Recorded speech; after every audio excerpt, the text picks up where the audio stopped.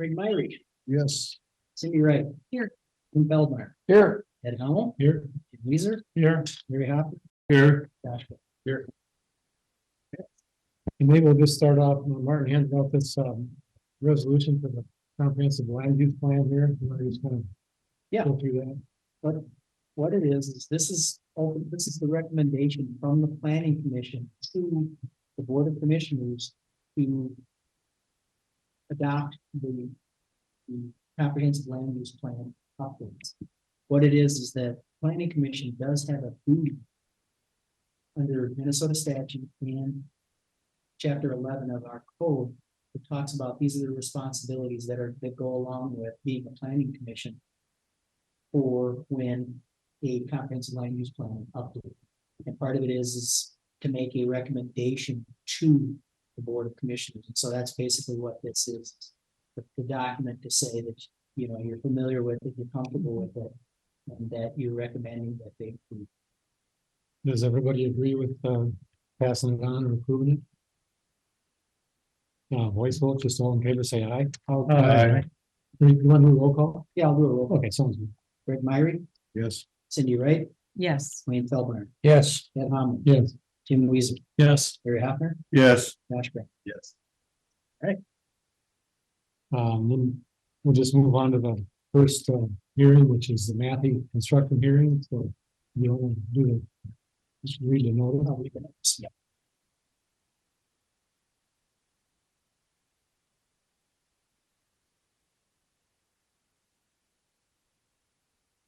Notice of public hearing. Please take notice that an application has been made by Patrick Polino of Matthew Construction Company, 920 10th Avenue North, Alaska, Wisconsin, 54650, and JNC Farms co-applicant, 103 2nd Avenue Southeast, Spring Grove, Minnesota, 55974, for an interim use permit for a temporary bituminous plant in an agricultural district, section 14 to 14.4, interim uses, subdivision 1, subsection 11, in Spring Grove Township on the following premises to a part of the northeast border of section 20, township 101, range 7, Houston County, Minnesota, parcel ID 130255-001. Said applicant standing and making application is with the consent of co-applicant. Said co-applicant standing is as fee owner of said described lands. The hearing on this application will be held at the Houston County Commissioners Room, City of Caledonia, Minnesota, at 5 p.m. on Thursday, June 22nd, 2023. All persons having an interest in the matter will be given the opportunity to submit comments relative to the granting or denying of said application. Comments should be mailed to the Environmental Service Department, 304 South Marshall Street, Caledonia, Minnesota, 55921, or email to martin.herrick@co.houston.mn.us, and must be received by Wednesday, June 14th, 2022. Comments in regard to the petition received by this date will be part of the public record and will be made available for review by the Planning Commission prior to the meeting. Houston County Planning Commission by Martin Herrick, zoning administration. Okay. Sam, you want to just kind of explain the project to the commission? Yeah.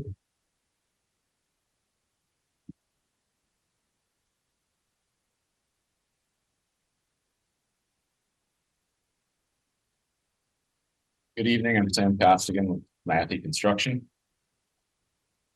The project we'd like to come and perform Houston County is County Road 16 from the city of Spring Grove limit south to the Iowa line. We'd like to place an asphalt plant at Gruning's underpass quarry to perform that work. That's pretty straightforward. So, any questions from the commission, about the project? It's pretty well done. Pretty good idea to keep the roads fixed.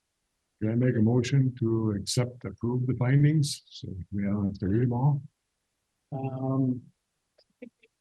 I think we better. I don't know, I'm on board with that, so. Why can't we do these every year? We do, well, this one was 3 years. Well, we did one last year down in. Well, I meant this side.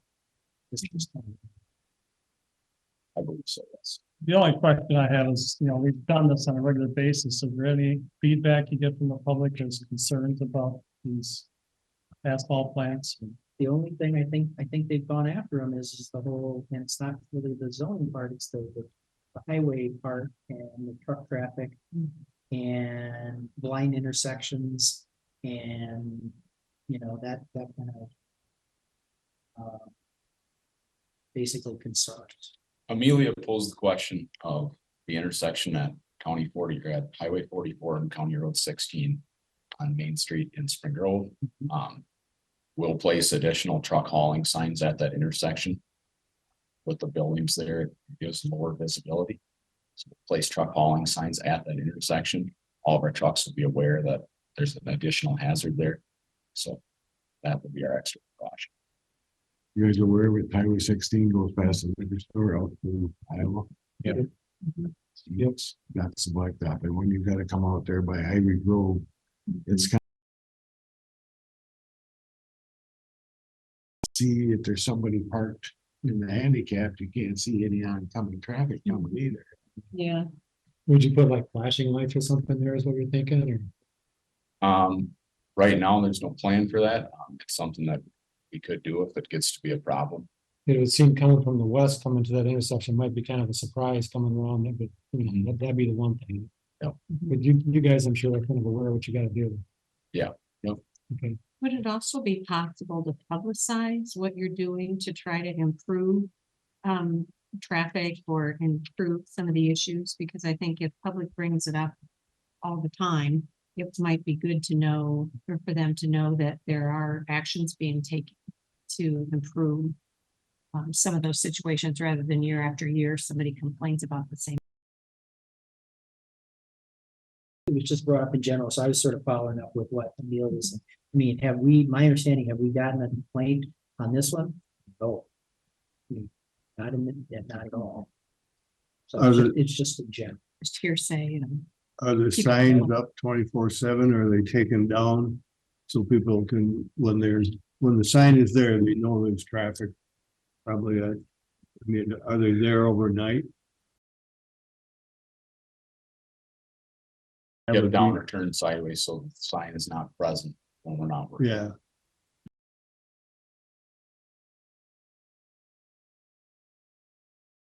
People.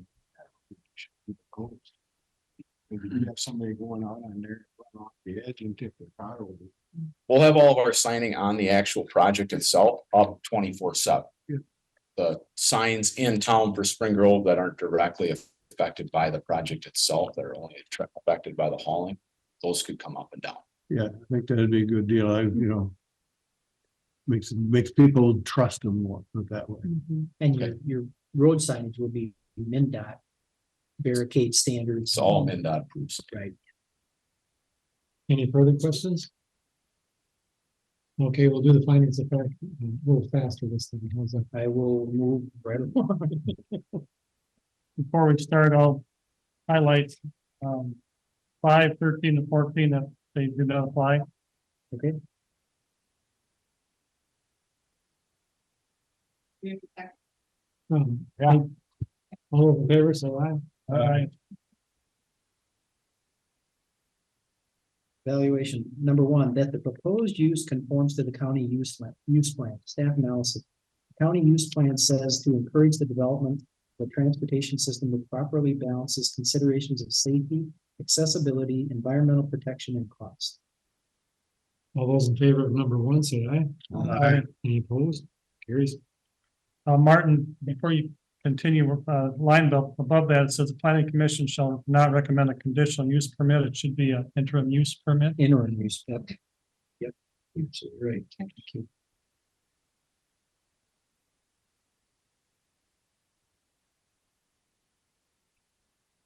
Number two, that the applicant demonstrates a need for the proposed use, staff analysis, scheduled projects on CASA 16 have a need for a temporary asphalt. All those in favor of the staff analysis number two, say aye. Aye. Any opposed? Carries. Number three, that the proposed use will not degrade the water quality of the county, staff analysis. Standard precautions required by state and federal law will be followed. As an added measure, operators receive specialized training for spill response.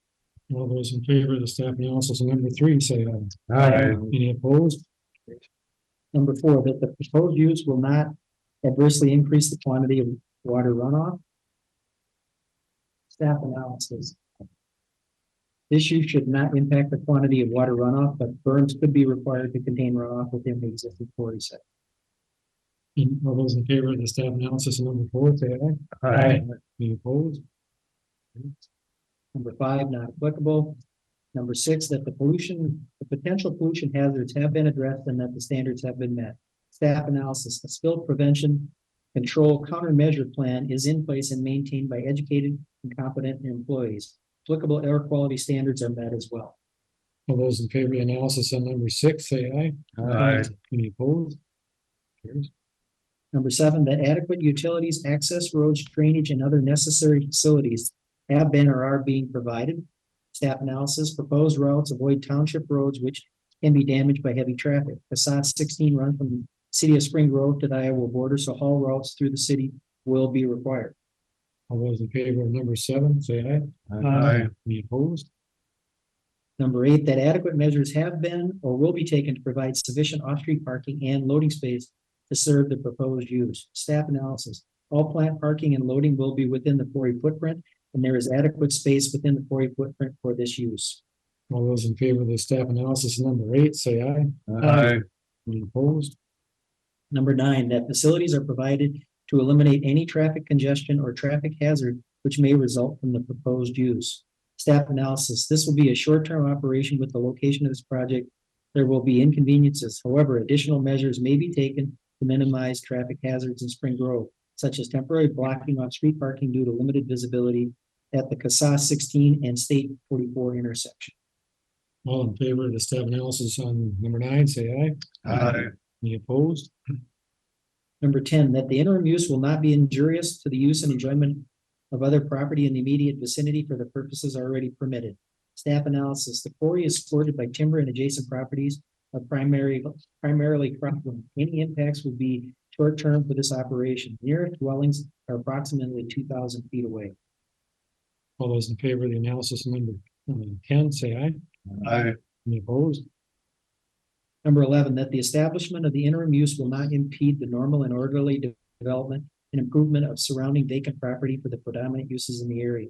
Staff analysis, the predominant use in the area is agricultural cropland, which is not anticipated to be affected. This temporary facility should not have an impact greater than the operating quarry in which it will be housed. All those in favor of the analysis on number 11, say aye. Aye. Any opposed? Number 12, that adequate measures have been or will be taken to prevent or control offensive odors, fumes, dust, noise, and vibrations so that none of these will constitute a nuisance, and to control lighted signs and other lights in such a manner that no disturbance to the neighboring properties will result. Staff analysis, fugitive dust is controlled with water and odor suppressant is added to the asphalt mix. All those in favor of number 12, say aye. Aye. Any opposed? Number 13, not applicable. Number 14, not applicable. Number 15, that site-specific conditions and such other conditions are established as required for the protection of the public's health, safety, morals, and general welfare. Staff analysis, the proposed location is appropriate due to the distance to the neighboring dwellings and presence within an existing quarry. The spill prevention control countermeasure plan mitigates unforeseen threats to the public's health, safety, morals, and general welfare to the extent practical.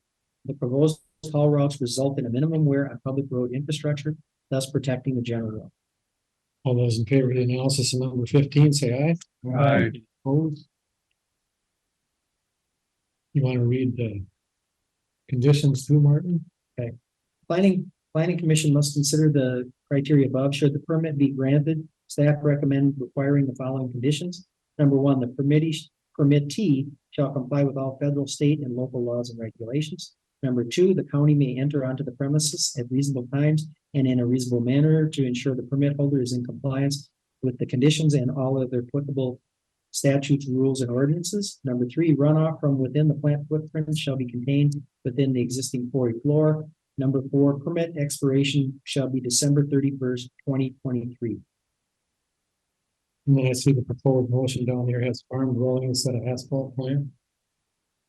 Yeah, we actually have corrected that. It's just it went on the board packet. Sorry about that. We found it after. Sure. So does everybody kind of agree with the conditions and everything here too? Yep. I'll recommend approval of the interim use permit with the 4 conditions. Second to that? I'll second it. Let's do a roll call. findings or the? Well, it's All of it. We did it all together. Well, You want a can- separate? Yeah, vote for can- the- better do the Okay. findings. I'll recommend approval of the findings. I'll second it. Let's see, we better do a roll call on that first one. Greg Myrie, Yes. Cindy Wright, Yes, Wayne Feldmeyer, Yes. Ed Hamel, Yes, Jim Weezer, Yes, Larry Haffner, Yes, Josh Grant. Yes. no, entertain a motion for approval for the. Commissioner, I'll make a motion that we send this to the commissioners for the final. But I'll second. roll call. Okay, Greg Myrie. Yep. Cindy Wright, yes, Wayne Feldmeyer, Yep. Ed Hamel, Yes. Jim Weezer, yes, Larry Haffner, yes, Josh Grant. And then one other thing I'd note on there is that, they are moving it up. So it will be June 27th. That it will go to the Board of Commission, not July 11th. Thank you. We got that most of the time. So. Okay. Thank you. thank Thank you. you all. Question on the last, not the, when you did the resolution. Mhm. Out of curiosity, if we need a motion. Let's see, we did a roll call. but- We did it. He did. Did he? I made the motion. Yeah. And did somebody else second it? Yes. Okay, thank you. All right, Fantastic. make sure we have. I know you did. Yeah. It's kind of. You were pretty quiet second.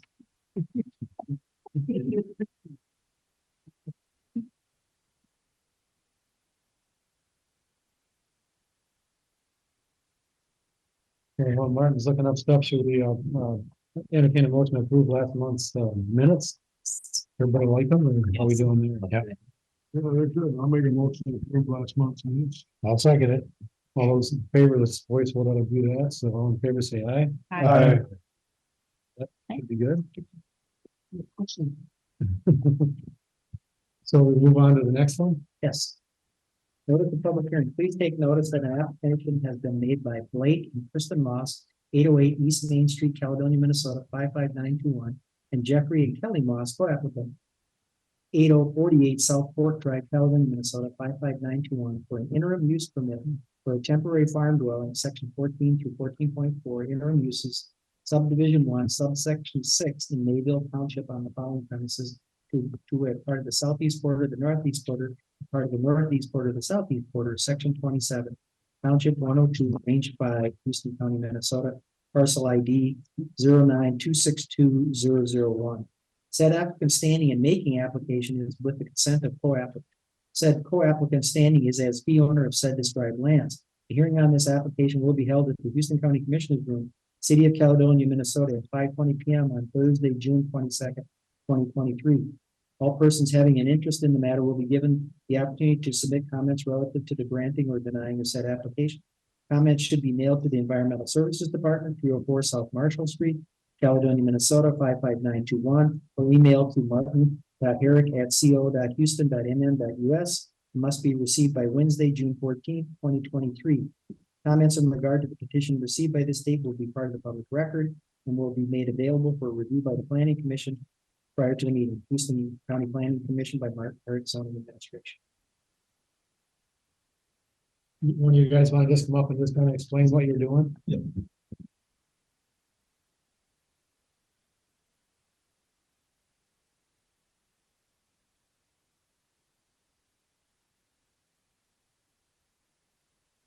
We're planning, Yeah, go ahead. so we're planning on looking out to there. Can you say your name? Yeah, Blake, if you could, sorry. sorry, you can Yep. introduce yourself. Blake Moss. I'm Jeff Moss. We were hoping to move out to his property. And so then move into the mobile home base, continue farming. On the homestead, my mother-in-law had a trailer. She moved out in 1997. And she went through the same process we're going through now as far as the use, and she passed away in December. And Blake and his wife want to move out of the trailer. That's kind of where it's at. Pretty straightforward. Yeah. Kind of, Everything's there, you know, it's been there for 26 years, so. you guys have any questions? One thing that was kind of interesting about it was it was a second dwelling. And so in terms of, because those were second farm dwelling. And so the verbiage was written that when the person no longer is engaged, that's which precipitated, otherwise, you know, it could have almost continued on. Right. You know, the new verbiage could say a person that's still engaged in farming. You know, so you wouldn't run into that same hurdle. Sure. So. Well, okay. I think it seems like a good thing. So. Any other questions? I think we can probably, if you want to go back and sit, if you like sitting there, that's fine. If you want to go back, that's. Up to you. Either way. I don't think we have any more questions. I'll make a motion that we take 9 and 14 out. Okay. All those in favor of that, say aye. Aye. So I think we're at the final, all right. Number one, that the proposed use conforms to the county land use plan. Staff analysis. By limiting this proposal to a temporary dwelling, it will keep this parcel in compliance with the density limitation set forth in the land use. In addition, preserving agriculture is the primary goal of the land use plan, and this proposal brings the next generation back to the farm to provide assistance. All those in favor of that analysis on number one, say aye. Aye. Any opposed? Number two, that the applicant demonstrates a need for the proposed use. Staff analysis. This is an existing mobile home that was placed to allow family to stay on site and assist with the farm. This review is not a change of use, but initiated by a turnover of generations on the farm. Say aye. Aye. Any opposed? Number three, that the proposed use will not degrade the water quality of the county. Staff analysis. The dwelling was connected to a septic system at the time of install, and no changes are proposed. All those in favor of the analysis of number three, say aye. Aye. Any opposed? Number four, that the proposed use will not adversely increase the quantity of water runoff. Staff analysis, no impact is anticipated since this is an existing structure. All those in favor of that analysis, say aye. Aye. Any opposed? Number five, that soil conditions are adequate to accommodate the proposed use. Staff analysis, soils are 103B and 103C2. Soil survey for Houston County states that it is suitable for building site development and septic tank absorption. No, just a question, is there a septic for both dwellings, is that all? It is, yeah, tiny. So it's all set. All those in favor of the analysis on number five, say aye. Aye. Any opposed? Number six, that potential pollution hazards have been addressed and that standards have been met. Staff analysis, since this is an existing structure, there is not believed to be any future potential pollution hazard. All those in favor of that analysis, say aye. Aye. Any opposed? Number seven, that adequate utilities, access roads, drainage, and other necessary facilities have been or are being provided. Staff analysis, the site utilizes the same driveway as the main dwelling and is already connected to the well and septic. Utilities are present in this location, but if any new requirement arises, it is the responsibility of the applicant. All those in favor of the analysis of number seven, say aye. Aye. Any opposed? Number eight, that adequate measures have been or will be taken to provide sufficient off-street parking and loading space to serve the proposed use. Staff analysis, there is adequate space within the farmstead to accommodate parking and loading space. This site is at the end of a dead-end road, so no effect to traffic is anticipated. All those in favor of that analysis, say aye. Aye. Any opposed? Number nine, not applicable. Number 10, that the interim use will not be injurious to the use and enjoyment of the other property in the immediate vicinity for the purposes already permitted. Staff analysis, the surrounding property is primarily utilized as agricultural. This proposal will not remove tillable acreage from production or impact the ability to utilize that acreage for production, nor will it affect neighboring residences as this is an existing permitted use. All those in favor of the analysis of number 10, say aye. Aye. Any opposed? Number 11, that the establishment of the interim use will not impede the normal and orderly development and improvement of surrounding vacant property for predominant uses in the area. Staff analysis. The surrounding predominant use on the vacant property is agricultural, and all of the adjacent parcels are under ownership of the petitioners or family members. There are a couple farmsteads beyond that. this proposal will not impact development on the surrounding vacant property any more than existing conditions. All those in favor of that analysis, say aye. Aye. Any opposed? Number 12, that adequate measures have been or will be taken to prevent or control offensive odor, fumes, dust, noise, and vibration, so that none of these will constitute a nuisance, and to control lighted signs and other lights in such a manner that no disturbance to neighboring properties will result. Staff analysis. This proposal is for a second dwelling unit that will not include offensive odors, fumes, dust, noise, or vibration. No concerns have been brought forward in the last 30 years that the mobile home has been present. All those in favor of that analysis, say aye. Aye. Any opposed? Number 13, that the density of any proposed residential development is not greater than the density of the surrounding neighborhood, or not greater than the density indicated by the applicable zoning district. Staff analysis. This is a mechanism to allow a greater density than allowed by the zoning district, but only on a temporary basis. All those in favor of that analysis, say aye. Aye. Any opposed? Number 14, not applicable. Number 15, that site-specific conditions and such other conditions are established as required for the protection of the public's health, safety, morals, and general welfare. Staff analysis. There are no anticipated issues affecting the public's health, safety, morals, and general welfare. All those that agree with that analysis, say aye. Aye. Opposed? You wanna read the conditions? Yeah. Number 1, that the permittee shall comply with all federal, state, and local laws and regulations. Number 2, the county may enter onto the premises at reasonable times and in a reasonable manner to ensure the permit holder is in compliance with the conditions and all other applicable statutes, rules, and ordinances.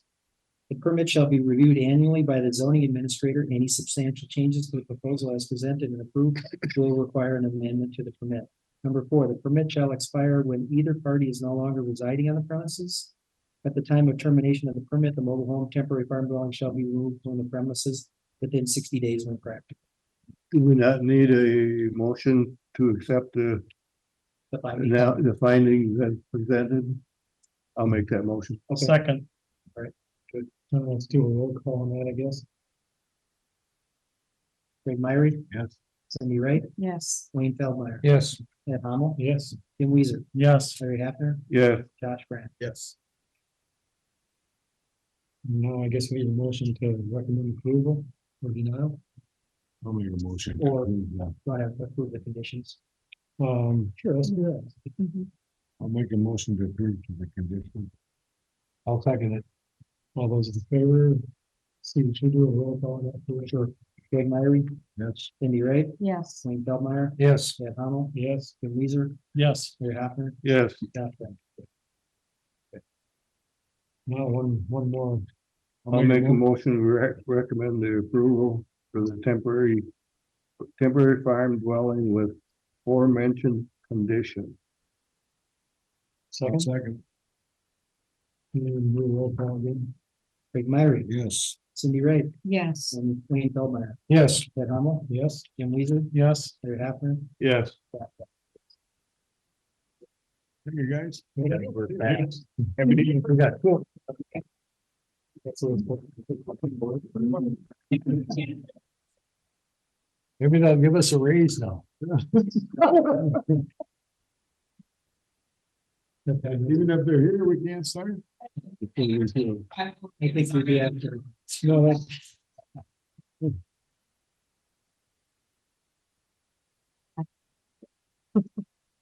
Has anybody, while we got a little time here, has anybody heard any feedback from, we had that commissioners meeting with the hearing? And that was in the paper. Has anybody heard anything from the community about the thing or no? Never heard much of anything as far as anybody coming to the commission with any ideas. There was nobody that I can think of. One guy from Hope showed up, did he? For, Complain about that he wanted more housing. no, I don't know. Yeah. No, that's. There was a little discussion about the quarter, sound like in the Yeah. paper. That was about the only thing that. they And talked there was some correction. Used to be Hope Bus as mayor. Oh. No, he didn't show up. He did. No, He told me he was gonna. Larry Grant was the only one from Brownsville that showed up, 'cause he didn't like to say anything. No. Before worried about his taxes. And a threat. When the ex-mayor of Hope threats, he threats. There's our next guys. That's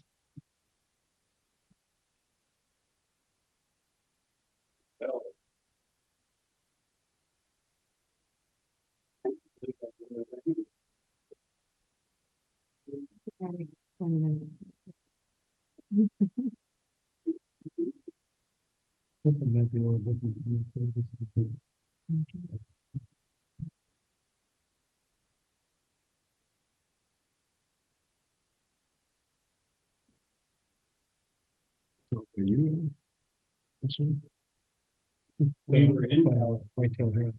I don't know. What's that? That's next. I only requested this one. We gotta wait a few minutes. Oh, it looks like a cabin to me. This is a picture of it. We'll kind of explain the situation. It's bigger than, the cabin standard is 400 square feet. This is 426 or 444. That's including the deck. Too. Well, we usually take the footprint. Okay.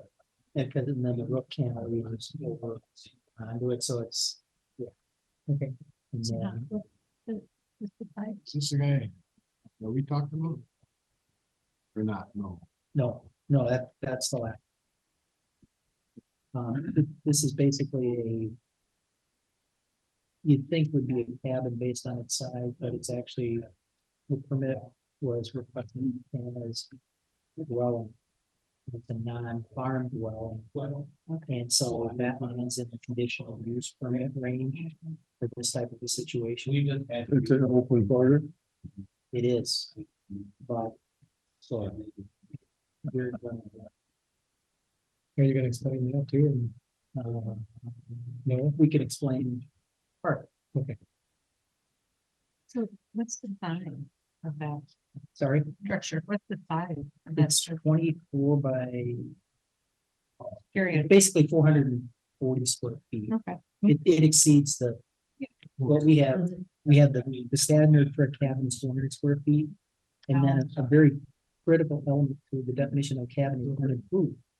So no power, no water, no all these things. Now, a lot of people do put in a solar panel, sure, some power. It's kind of, well, yeah, I mean, we don't get too wound up. Mhm. But, but in terms of what occurs with the dwelling is the dwelling creates the situation where you can make it bigger. Yes. You start to lock back forward. Okay. So that's what's. Whereas if it was exclusively a cabin under 400 square feet, Mhm. you can't have a cabin in a dwelling. It's the same. But that's not the case. If it's over 400 square feet. If it's over, if it's under the cabin, if it's defined as a cabin, Yeah, it has to be less than 400 or less. and then it still leaves the corner open. Right. Right, but in But this if it's instance, over 400, So you're saying you can't have a cabin locks up a quarter? anything over 40. The cabin in this instance is because it exceeds the 400 square feet. But at this point, you can have a cabin and a house on the same floor, is that right? This one you will, No, but if a regular cabin, you could. yes, right. Oh, this is not skids. Right, yeah, and the thing about it is you still have the locational criteria. Realize that you would have setbacks, you might have all the other kind of things that would go with that. So in some instances, you may have that much. Yeah, that's what I think. Mhm. Between floodplains and other. Doesn't really show. other stuff, we can know that happens. I don't know. I mean, I never think that Is this intentionally blocking that corner? rocks. It's hard for me to say I that. mean, Reserving? All I can say is that the application is submitted. Yeah. I mean, I believe Jim. He said the will speak For. they use the Sean's thing, Sean, the footprint. Half of it, and He's the owner. that somebody might have been confused on that, Parcel. because the open part of that. This is Schimberg's Yeah. property. Right. That's true. It had a roof, full roof, so. You put that out, so that thing will rot down. Won't be there very long. That long? Depends on how big lumber you put in it when you start. You still don't have that. That's on the sheet. Oh, There is one registered complaint. And you'll read that. Yeah. Do that. You gotta wait till 6 o'clock before we. The 45, I thought. 2 minutes. Or 1 minute. We'll go by her one. We've got to dig his leg over supper. We gotta go. Like, you good try. I was just wondering if we could talk about that Sean McAbee. The one that wants the park down here. Oh, well. See, there's a guy, You got 20 minutes. he's he's at, what do you call it? He works for the meteorologist. And he wants to make this whole area park. A national park, meaning like the Everglades or Yeah. Voyagers or How's that? Does funding come with that? Across the border and. I'm thinking a whole lot of regulation and. Well, he wants to include everything from Whitewater down to 50 Iowa. miles from the river up. Yeah, Everybody's winter. yeah. There'll be so many lawsuits there, they take away the land. Well, from farmers. I went to one meeting. Actually, it's 5:40, we're gonna roll. Okay. Oh, okay. We can continue though. Yeah, that's all that we- That's all right. So, head on to the next Yes. one. Notice of public hearing, please take notice that an application has been made by Sean Mazzai. 11701 134 Avenue North, Dayton, Minnesota, 55327. For a conditional use permit to place a dwelling in an agricultural district. Section 14 to 14.3, conditional uses subdivision 1, subsection 10. In Winnebago Township on the following premises to it. Part of the southwest quarter of the southwest quarter, section 3, township 101, range 5, Houston County, Minnesota, parcel 1600240005. Said applicant standing and making application is as fee owner of said described lands. The hearing on this application will be held at the Houston County Commissioners Room, City, Caledonia, Minnesota, at 5:40 p.m. on Thursday, June 22nd, 2023. All persons having an interest in the matter will be given the opportunity to submit comments relative to the granting or denying of said application.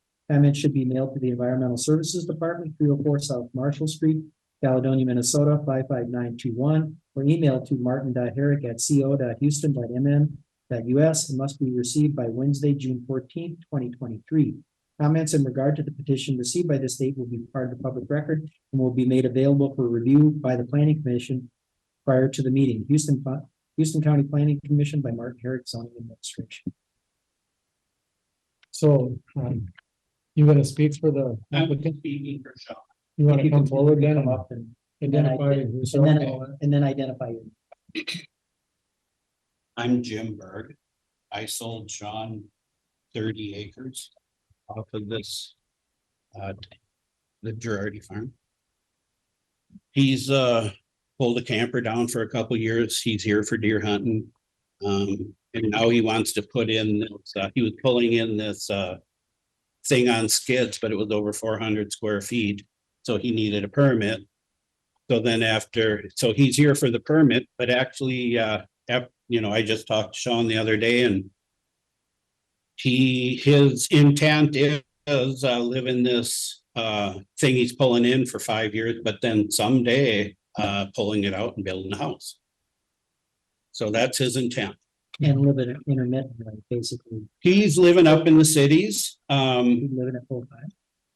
He isn't now, but I mean, he just comes for hunting. Okay. But his intent is someday build a house there. So is this that driveway that goes right from like Whitetail Drive and? Right, across there? yeah. You can't really see from the road where it goes out there, so it goes out a little way. It borders, it's out there, Gerald's back there on the end but that's his intent. Someday, 5 years down the road, he thought, pull her out and build a house. So that is that the common driveway back in there? Well, actually, when I bought the farm from Gary Klinsky, Gerald has an easement through it. So after I sold the 30 acres off, I sold the driveway off to Sean. And I have an easement to go through for farming, but I don't farm anymore, but if the farmer had to, he can drive on it. So that's what the deal is. Sean owns the road all the way back to Gerald's.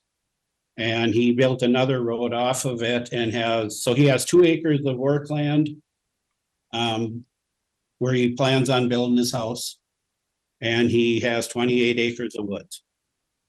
30 acres. He crosses your property, does he have an easement from you? Well, actually, he owns the road all the way back in. He don't need nothing from me. How wide's the road? Well, it's Four long 16 road? feet for sure. And then there's probably another 10 feet on each side of that. That's nothing. There is a portion that he crosses your property, doesn't he? No, it borders the edge of Dean Schrader's all the way back in. I don't know if you can see this. Oh, actually, well, This is. actually, he would have the easement then over the top. I thought He does. maybe he bought it, but he has an easement. He does have, Okay, that was my question. A okay. written one? I wasn't sure if I I, mean, is it written and put with the deed? The recorded. the easement to cross mine to get to his. Yeah, Yeah, well, you know what? I can't tell you. but it needs sure. to be. It needs to be there. I think Okay. to me that needs to be recorded. Okay. And yeah, when I sold him the property, he got an easement to drive through what I owned. I do know that. Well, Yeah. that's pretty much it then. So so anyway, I don't know why it got set up that way, but he has an easement to drive through mine. Just like I have an easement to drive down his driveway. He owns that road. Who maintains it? Well, I'm not sure. I think Gerald does. But I'm not sure. What the arrangement between Gerald and Sean is.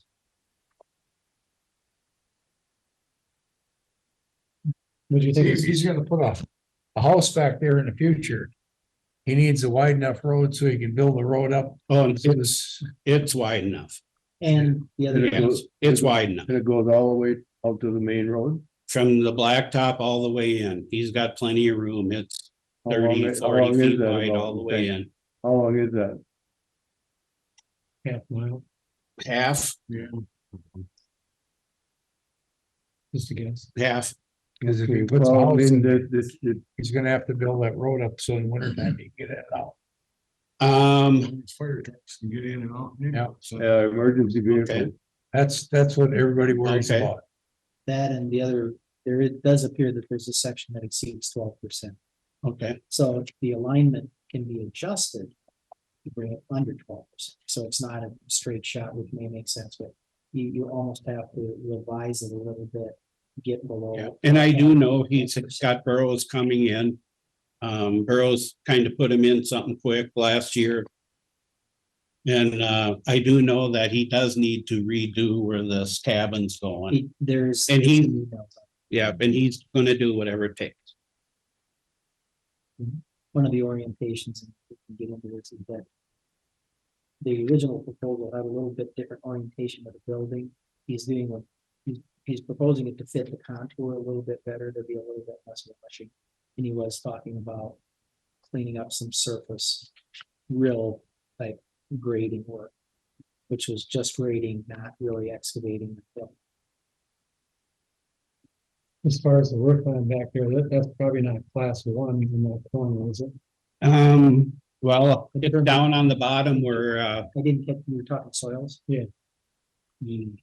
Part of it is very prime. That's very much so. If you look at figure 4 in the packet, you'll see 580 C2. That's class 1 through 3. That definitely is so. but he does want to keep it down on the bottom there, closer to the pond anyway. So, but regardless of the 2 acres that he has, probably 60% is prime ag land, and that's where that line is drawn. That Mhm. not developing on that. And that stays. And he knows that. He's aware of it. Yes, he actually, was only gonna buy the bottom acre, but he decided to go with 2 and he's planning on putting in a bunch of trees so that, between him and Gerald. That's where you're gonna run into the problem, though, 'cause I was on a town board over in Yucatan. When Bruce Norton built a house, we told him right away. You gotta raise your driveway, otherwise you can't get in and out over there. And he did, and township raised the part that he didn't own. But he spent, I think, $40,000 raising his, he told me he wouldn't get a garage. But it made more sense to raise the road. See, because if you're gonna put somebody in a mile or a half mile off a highway, you gotta make that access road good. For emergency vehicle. Yeah. I did a site visit and I think the road is fine up until we're close to where you get to where the site is. The final 200 feet. Yeah, That's it's where it steep gets coming steep. downhill there. Right. The rest is fine. You'd have to revise that part. That's the- Yes, and That's that's the what he's grade having 12%, Burrows right. redo. He's leveling off a site down there for his 16 by 28 thing on skids. Yeah, that's one of the things that's kind of good to bring up here. Is the fact that I worked over in La Crosse for 10 years. And I worked on those hills and drove truck in and out. And most of those houses over in La Crosse, you can't even turn the truck around. And so we gotta make sure that we can get a fire truck in there, Mhm. and stuff like that. That's, Yeah, that's. he'll have Burrows build whatever it takes. Any more questions for Jim right now? Or? So is there an actual site where this is going? Is it Yes, designated? Yeah, Yeah, it'd be but it's too small now. He had his little camper parked there. figure 1 kind of Okay. identifies Yeah, the square. so what are we talking about here? We're talking about future and we're talking about now. Yep, for right now, it's a Right. 16 by 28. He wants to put in there and landscape to hold it. But in 5 years, his long-term plan is build a house. And that would be another building. Okay. So readdressed at that time. Because he'd be expanding. That's, You gotta that's get what a we- permit. Okay. See, we gotta watch this, cause. He doesn't have to build a house, he can sell it again too. So we gotta, Yeah, it goes with the property. yeah. And the building would go with the property. Hmm. So we gotta really consider this. So if this is a dwelling, do you need to require a septic permit? You don't, No, I mean, it's the dwelling, when he gets to that point, he will require septic approvals, design, various, all the steps. To get the building permit, he would need a septic permit, correct? He doesn't have to have, if he's not putting a septic system in, he does not have to have a septic approval. Well, not for the thing on skids anyway, he's pulling in. Yeah. When he gets to In the the point where future. he's I in understand. 5 years, then absolutely, Yeah. yes, absolutely. And there would be- And he, his comment to me was, do I need all these permits on the septic? Right with the permit with the house. So, If you're not doing that activity, you do not. it comes down to, how many square feet is that building? 425, Right, and that exceeds 400. 16 by 28, and a third of it is a porch. So is he gonna do a holding tank or something, or just? No, I actually don't know. Yes. What he's gonna do. He's been coming down, spending the week there hunting. I don't know what he's gonna do. Okay. He had a camper he used to pull in. When you were out there, Jim, did you see a porta potty or anything? No, No, Well, yeah, if you got a camper, well, I guess it depends on the camper you have facility. yes, and that's what he used to do. So he's gonna do now. Just pull in this thing on skids. It's actually, I don't know, there isn't a bathroom in the building on skids. Outhouse. But I mean, yeah, I mean, this is all stuff that whatever you want, I will have to tell him. Well, as it evolves and as he, I mean, it's one thing to get the you know, the conditional use for the activity, it's another thing to get the building permit. When it comes down to that, so there's potentially, Okay. you know, but, and in that is directed on to what level he's going to do things. And so there certainly can be the issues of septic tanks. The well would not be through us, it'd be through the Department of Health, so you'd have that issue. You know, power is obviously not us, but that would there's a factor for that too. So no, I mean, I can't tell you if he's gonna put in the septic and all that before he builds a house, And it could be part of the conditions where we recommend or stipulate that he'd have to have a porta potty or something too. Or not. This is for, and that's fine. I mean, I don't think he'd object to anything like that. this is for a variance. You need to get a building permit. This is for a conditional use permit. Yeah. Dwelling. And that You just. still have to get Right, that, building this gets him the ability do to it. apply for a permit. Yep. For the actual structure. And then when you get the planning commission, you get the building permit. They're gonna say he's got a bed, he must have to go somewhere. And Well, there are, I mean, we certainly have unimproved cabins that don't. All right, Septic, so it's kind Yeah. of, Back to leave. you know, I mean, maybe somebody are really good at. But, the pretty, Will this size meet the criteria for a cabin though? no, It's it's too big, too big. Yeah, that's what I, And that's the problem. right? Yeah. But I think in the long run, he wants to build a house. That's his Well, intent. Yeah, our definition of an unimproved cabin is a maximum of. has he built the cabin yet? No, it's built on skids. It's a Girl Scout camp below Dorchester. It's selling it. And that's what he was gonna move in. A lot of which is the porch. Yeah, a third of its porch. We count it in the context of it's the ground. No problem. And it also has a roof over it too, which, you know. That would. You get kind of debatable if somebody just had like a hatch deck, but generally, we view a deck. As an improvement and, you know, evaluate it that way. We don't. Look at it in terms of. It's only the enclosed. Internal area. I think we gotta do this. I think we gotta keep the cabin size. If, you know, if he can find something else, put in there, that'd be all right.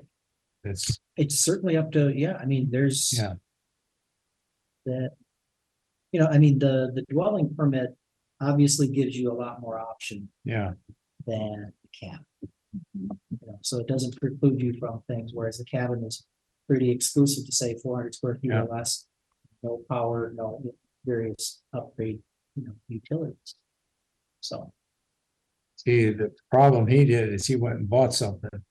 He didn't know if he could use it or not. And it looks from here to me, looks like he can't use it there. Because it's 25 square feet too big. Oh, he hasn't? No, but he wants to. Have this be a resident or what?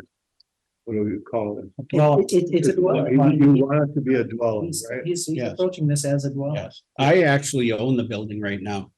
you do. Yes. I was gonna sell it to him, but then we were actually gonna put it on a piece of property of ours. But then after talking to Martin and finding out it was 25 square feet too big, I didn't want to go through the hassle of getting a permit for just something like a Yeah. four-wheeler shack. Well, and the other thing that comes to my mind is he is putting that there as a part, what do we call it? A residence, A dwelling. a dwelling, Mhm. but he's getting it permitted like a house. And he saves that quarter. Nobody. can Yes, find it. he plans on Never building a house. thought of that. He locks up the portal. Yeah, he wants to build a house. That's his And intent.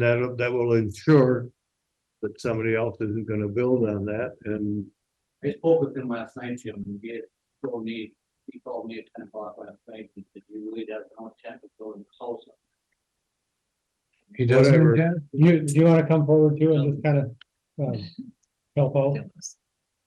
Wanna identify yourself? He's my brother, Sean's my brother, Okay. What's your name? Jeff Adamson. Okay. Yeah, and he just, when I spoke with him last night, he doesn't have really any intent to build a house there eventually. You know, he said it would possibly be nice, but he thinks it's just gonna mess up a lot of things with somebody else's property and create a mess. Yeah. And he doesn't want that. Hmm. He wants a place to, you know. He park wants to his get truck. along. Yeah, He he wants wants to to get sit on weekends and hunt. Yeah. Is mostly what he does, and maybe on the weekends, you know. On the 4th of July, when they come down, place to hang out. And basically what it is, Yeah. what its intent is for the use. So if Not that's to the live case, would there. he reconsider what he's applying for a cabin instead? Would he consider that? Or we. What's it, we- this is not a cabin, It's 25 feet. It's too big. The big ball cabin. Structure that. You could get the chainsaw. And that's why he needs a permit, because it's too big for a skid in. because of the deck. Oh, yeah. It's the footprint, right? He wants a conditional use permit so he can tie up that 40. Well, That would be the. That's an I- issue, I can't- what they're I can't- saying not. You know, you can't conjecture on that. All I can see is what was presented. And you might know more than me. I Yeah, talked to him a couple days ago and, I you mean, know, this he is- just wanted to put This this is thing. pretty here, use it. consequential here, you know. He doesn't want to tie up that 40 that somebody else would be unable to build future. Mhm. That he said, that's definitely not what he wants to have happen, Well, that's what's gonna happen. even Yeah. with the, If he puts A that in cabin? there, that's what happens. Okay, if the cabin is 400 square feet or less, then that would not land in the dwelling. See, his 3 feet. his application is for a 16 by dwelling, 25. and so the density This is the same process if you was building a house. house. We were talking before, Yeah. though, you It's a can have, permit. you can have a cabin and a house on On the same on a quarter. quarter. So if there was a cabin, then. So that would allow somebody else to build a house. If it was a cabin. I mean, I think it's $1,000 to get the permit. So that's why I wanted out of the cabin. For 3 feet too much. right, So he hasn't built this cabin yet? it's built, it's built, it's It already just hasn't built. been placed. It needs to be moved. It'll be picked up, put on a trailer, Wally hauled Meyer owns somewhere it. and set down. Yeah, no construction involved. That's where he thought it would just be easy enough to. But yeah, I mean, if you Shut it know his down. intent and he isn't gonna ever build well, Or potentially a consideration for a variance to allow a larger. I'm just throwing this out. I haven't researched this. Yeah. But to allow. A cabin that's greater than that, but we'd still have some pretty tight restrictions on the definition of cabin. Meaning power and all the upgraded I utilities. don't and think stuff he'd like run. that. And so that, you know, that might solve a phenomenal amount of things. Well, I think we kind of got the idea there, so maybe we can move on to see if there anybody else wants to speak to this. Neighbor, you do that. So if you guys want to just head back a little bit. Yeah. If we have more, Well, I'm glad Jeff showed up because him and John are This is news. families. This is very. so if you guys, if we have more questions. We still have, obviously. Sounds like they- Yeah. Yeah. Yeah, he thought it'd be easy enough. to permit or whatever additional use to set a cabin down, he could. Show it plays orangey and on the weekend. No, Yeah, Instead of the camp.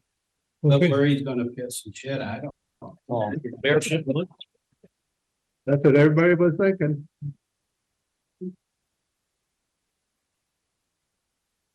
I am Gerald Schrader. I own 20 acres in the corner there or whatever, or I got 40 acres back there. Yeah. I applied for a building permit for a single family house Today. today, Okay, so that's been our long-term goal is to build a house out there. I've got power out there, I've got well out there already. The only thing I don't have is septic, but don't do that until after your house. Is that in the same quarter? It is potentially. and you purchased this property 25 years ago. So, Is his on, like, Took a long time to pay for things.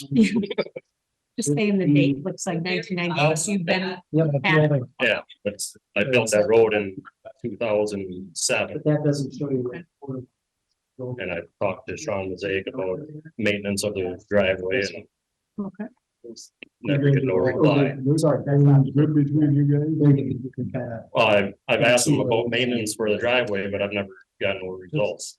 their property. Boy, This is a- he didn't have enough money or whatever, but They land. still got the tape recorder. But they're in the same. So you built the road. Yeah. So then you own the road, right? I don't know how that works. You're not sure. There was an easement back there and I built the road So, back to my property. so it's your easement. There was an easement there when I bought the property. maintain the So the property came with an easement. Correct. So you probably Yep. got a recorded easement. Well, it was recorded with the deed. So they go right with the property. I mean, an easement's part of the deal. So Yeah. you probably got the recorded easement. I would think. Yeah, so I don't know what the legalities of that is But he is, with Jim selling the land underneath the road easement. but we've heard that Sean owned the road. But that easement And was, you got yeah, an easement, too. Okay. Okay, all right. there was an easement in effect before Yeah. Jim and Cindy bought that property. I was there before you even bought the charity. Yeah, yeah. Yeah, Well- Charles and Deborah Amonrood used to own the property that I bought and there was an easement back there then, so I don't know when that easement was in effect. I'm assuming it was like mid-80s or something, I don't. So can two people have an easement? Yeah. I don't, Gerald and Sean owned it. Besides the owner, two easements. okay. He and Gerald. Well, it sounds to me like everybody here is willing to go along with it. You want to build on that corridor. He's willing to put a cabin on there that, Well, we gotta make sure. Yeah. I mean, there's a lot of things going on here. yeah, well, it sounds like It's, there's not hard feelings by it. well, I mean, okay, they're realize, you know, I want people to get things to work. I would But- recommend postponing this hearing. That's what I, that's where I'm thinking a few things need to be worked out. and Yeah. I'd rather be a good neighbor instead of a bad neighbor. Yeah, well, I guess, You could still have a house back there, But his building is too big. that's the thing though, too. If he would have bought 2 acres across the road, he would have been into the other quarter too. Yeah, that's right. well, it doesn't make any difference as long as he's building in this corridor we're looking. You I couldn't, mean, procedurally, You guys want to come forward again too? yeah, I think we're, well, let's do, yeah, you guys come on. Yeah. Might as well kind of talk back and forth a little bit there. It's- It's it's just real no life. fighting. we do have to act on it if it's in front of us, and we only have so many days to do so. So in other words, it's a case of, if that's the case, then we need some sort of a response from them to say, I would like to counter propose this or rescind this or something. You mean Sean, Sean, Yeah. right. and I'll let you take care of that. Well, I mean, I have no issues with him having a cabin or whatever. You just want to build a house. yeah, you wanna be able to save your, I know Sean wants a cabin. You know, he really would like to have a cabin. Gerald, how many acres do you have back here? I got 40, I got 20 in one parcel and 20 in the other. It's rectangle back there, it's But you got a well in it already. correct. And he's got a nice shop. Yeah, I've seen that back here. So I know Sean would like to have, like to have a cabin there, I guess, or dwelling. The terminology, I guess I'm not all that familiar with. I came into the game here rather late, so. Yeah. I know what he'd like. Would he eventually want to have water there? Well, that's possible. Electricity, that's possible too. And sewer, that's possible. It's all possible. He's not here to say yes or no. But I know for now, what he would like to have is a cabin back there that he can hunt out of and spend a little time out there with the family on weekends. It sounds to me that Not a the two resident. parties would like to work this out, and I think if you would work together with the county, with Martin, Right. and you, Gladly do that. I'm sure there could be a cabin and a dwelling on this quarter section. That sounds like everybody would be willing to do that, so that's why I'm recommending that we postpone this hearing. Yeah. For 30 days. I mean, That sounds, okay, sounds the most reasonable to me to regroup and. Then he can discuss what he really wants to do with everybody. He can sort of figure it out. Well, one more thought here, can we? With the owner's consent. Alter that minimum for a cabin? Could we, that's where I was starting to go with the concept of a variance to the requirement. Yeah. Definition of a cabin. yeah, But can we do that here? That's the very. We can't do it as a conditional use permit, it's got to be done where, yeah, but I think the other board. it's the board of adjustment. but they could It's do 3 that. feet too long. It'd be under the 400. So we're not gonna solve It was it. 25 instead of We're not gonna 28. figure this out. No. Completely out. Yeah, It's got, No, yeah, and then he wouldn't have to pay the 1,000. So I mean, if that's all he wants, he wouldn't need this permit. Figure out how to do that. But yeah, I mean, that, I don't know what John's intent is after he talked to you. I still think the chainsaw would be the cheapest way. I think you're right.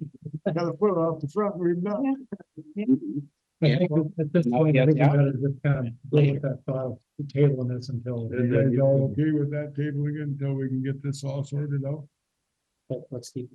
I think you guys could sort this thing out, where you'd all be happy with. well, work with Marty. Right. Yeah, just by Yeah. all means, give us a call. And Yeah. we'll move through it. I'll make a motion to table this for right now. Second, Let's, second and then let's do a roll call on that. Okay. Greg Myrie, yes, Cindy Wright, yes. Wayne Feldmeyer, Yes. Ed Howell, Yes. Jim Weezer, Yes. Ray Haffner, Yes, Scott McCracken. We'll get with it, we'll get something. Yeah. Thank you. Do what we can. Well, yeah, Don just wants to get along with everybody. But yeah, and I thank all the commissioners for your service. Well, thanks for showing up. Yeah.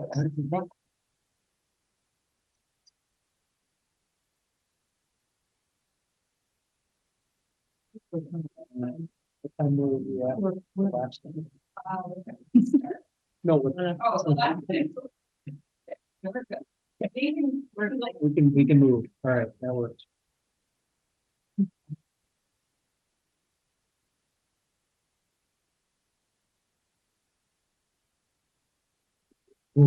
Notice of public hearing. Please take notice that an application has been made by Kimberly Director and Douglas Dahman, 1545 County 6, the Crescent, Minnesota, 55947, for a substantial land alteration in a residential district, section 24 to 24.2, subdivision 1 in La Crescent Township on the following premises to wit. By the northeast quarter to southwest quarter, section 9, township 104, range 4, Houston County, Minnesota, parcel 08-0124-004. Said applicant standing and making application is as fee owner of said described lands. The hearing on this application will be held at the Houston County Commissioners Room, City of Caledonia, Minnesota, at 6 p.m. on Thursday, June 22nd, 2023.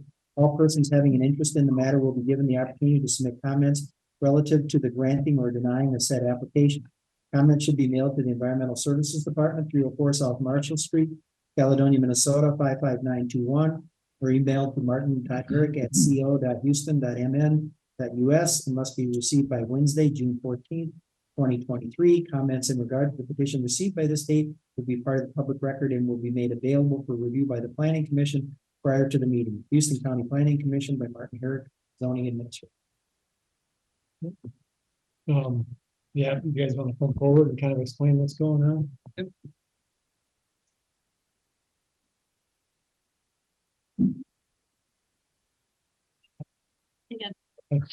yeah, Good evening.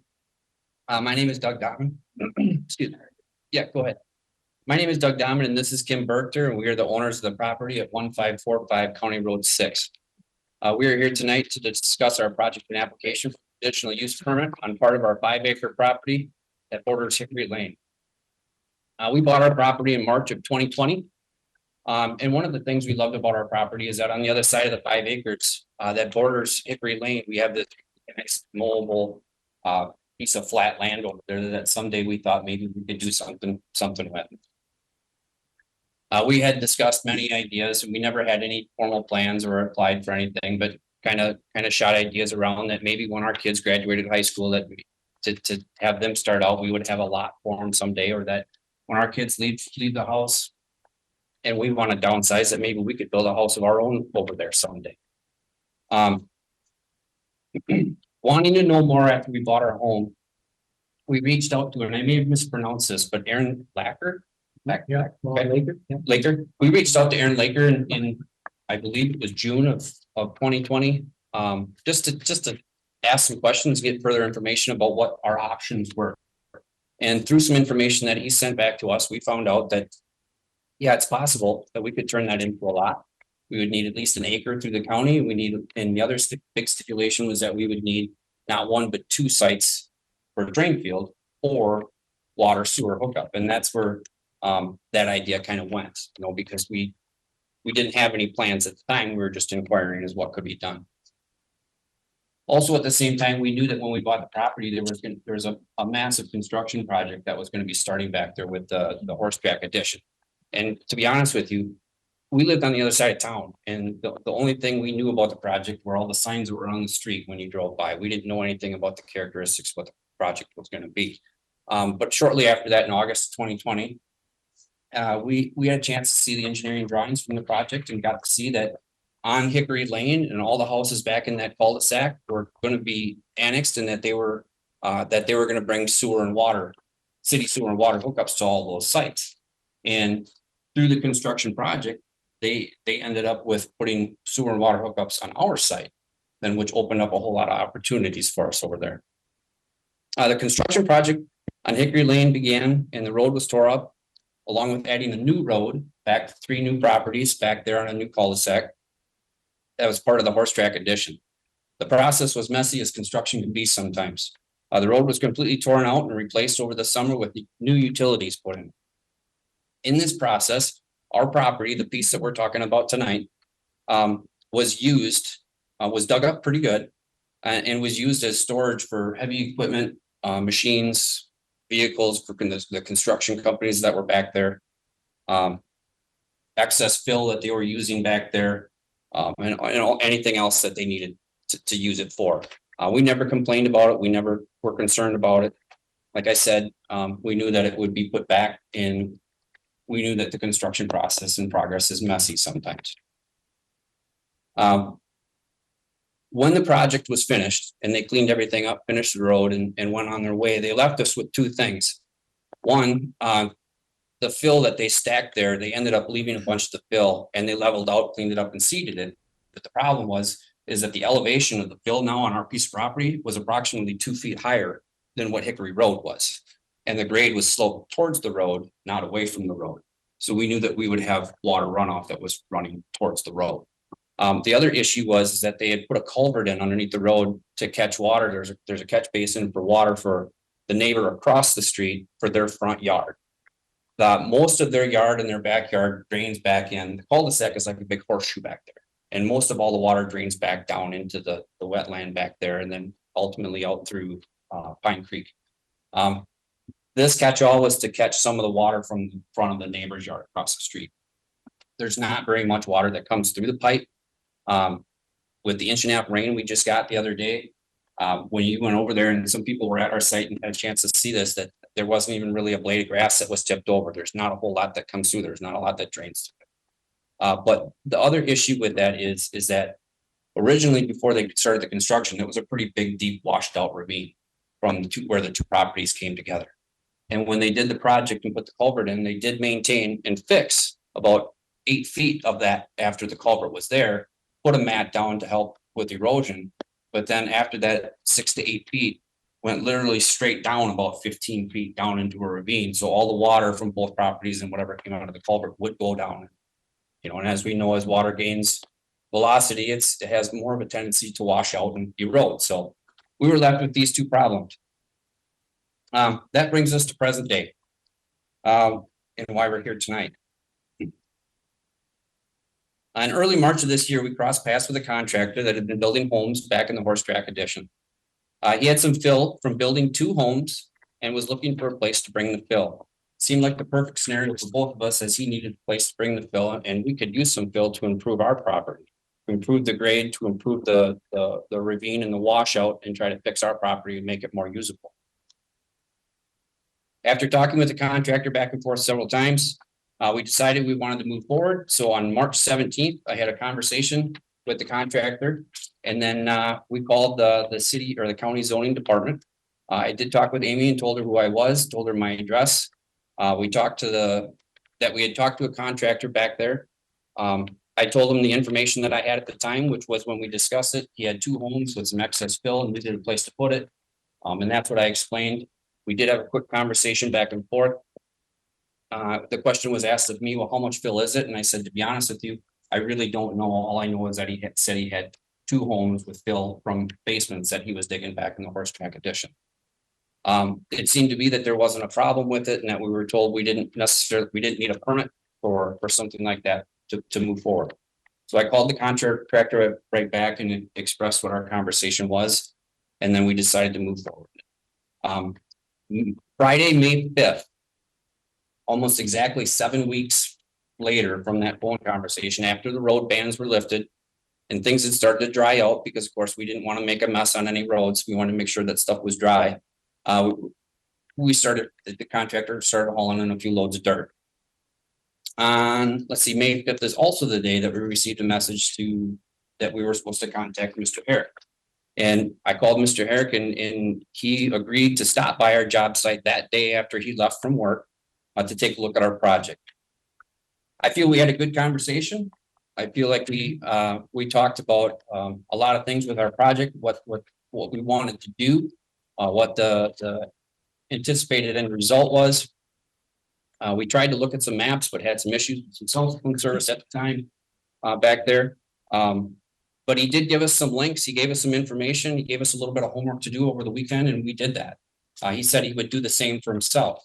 And those links and that information was to go onto the site and read some of the zoning ordinances and stuff like that. While we were there, we did discuss, I believe, 2 different types of permits. One was a conditional use permit, and one was more of I say general permit. I don't remember what we talked about, but Probably a grading. something like that. The more I gather, the longer this process has gone, I'm kind of almost wondering if it was the fill permit or whatever it might have been, but we did our homework over the weekend, or actually we read that night, and I did email Mr. Herrick back within a few hours that evening and said that we had gone in and did some research, but it'd been a long day and we needed to look at it with some fresh eyes throughout the weekend, and then we'd do our homework and get back to it. And we did. We looked at the site, we evaluated the amount of fill that we had there, and we knew that we had a chance to get more fill to improve our site and the grade even more.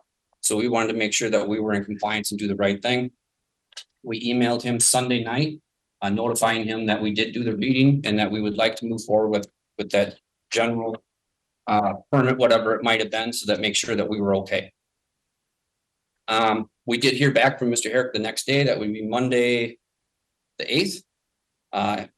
He responded to our email, said that he'd stop by the job site, of which he did. He met with Kim and Toby, who is Kim's dad, who was helping us out with the project at about 1:45 in the afternoon to take some measurements and kind of talk with them about the project.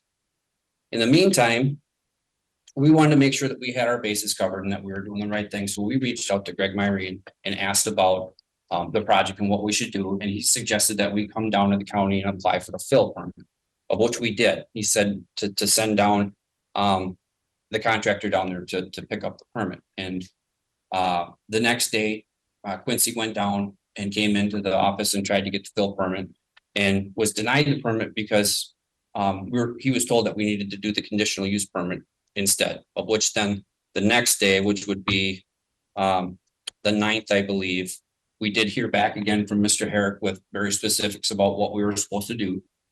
So we did it. We applied for the conditional use permit, and along in the email, there were some other specifications that stated what our finished grade should be, what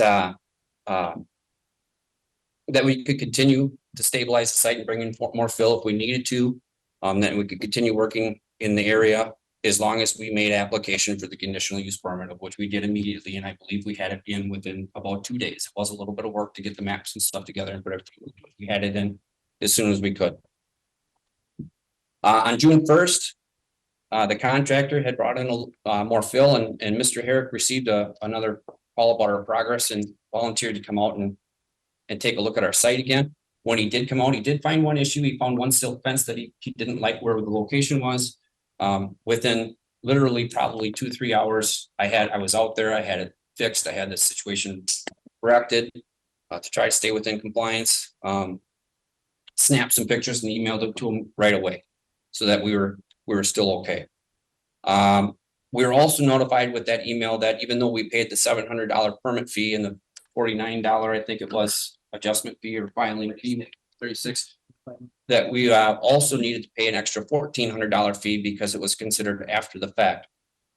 Even though we felt like we did follow the procedures like we thought we should, and didn't agree with the fee, we did pay it right away to make sure that we were within compliance. The next day or so, I came down here and paid the fee so that we could be still considered in compliance with our project. As part of that application process, it also stated on there that we needed to talk to Jason Weiser, who was on the township board, and we talked to him, and we also talked to Bob Schultz on both of them on or before June 6th. And in closing, that kind of brings us to where we are now. I would just like to say we're responsible homeowners and landowners. We're doing what we think is right. We're trying to improve our property. We're trying to make our property more, make an area more usable for our future. Like I said, we have no plans to apply for a building permit right now. This is something that, you know, is maybe in the future someday. Like I said, gave the examples earlier tonight. Along with that, we've been concerned about correcting the mistakes that we were left with the elevation change on our piece of property over there, the grade running towards the road, the washout where we know that as water goes a little faster is going to erode a little bit more. We want to correct those issues, and that's what we've been. That's what our goal is.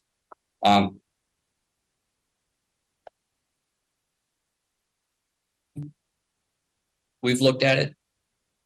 We made sure that we weren't seeing anything that we thought would interfere with this process, and this is all prior to us doing anything.